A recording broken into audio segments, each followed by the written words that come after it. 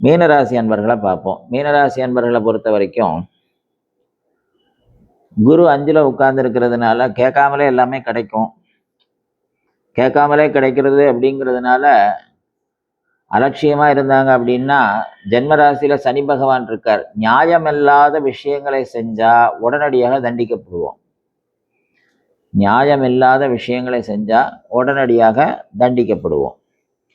தேவைகள் உண்மையிலேயே ஒரு தேவை இருக்கு, அதுக்காக ஏதாவது செஞ்சோம்னா நிச்சயமா அதுக்கு சப்போர்ட் பண்ணிடுவார் சனி பகவான். அப்போ குரு பார்வையில் சனி இருக்கிறதுனாலையும் 5ல் குரு ஸ்ட்ராங்காக இருக்கிறதுனாலையும் நிச்சயமாக அவங்க எண்ணிய காரியங்கள் ஈடேறக்கூடிய ஒரு நல்ல மாதமாக இந்த மாதம் இருக்குது.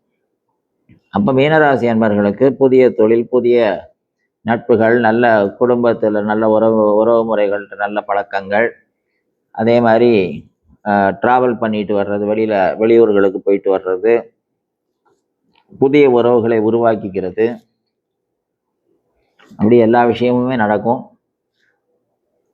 ஜென்மத்தில் சனி உட்கார்ந்துருக்கிற ஒரே ஒரு காரணத்தினால ஒரே ஒரு விஷயந்தான், என்னன்னா நியாயமல்லாத செயல்களை செய்தால் உடனடியாக தண்டனை உறுதி. குரு பார்க்கறதுனால இது வரைக்கும் தப்பிச்சுக்கிட்டு இருக்கீங்க. குரு சிம்மராசிக்கு அடுத்து போவார், அதிச்சாரம் வாங்கி திரும்பவும் ரிட்டர்ன் ஆகி வக்கரகதியில் திருப்பி வருவார்.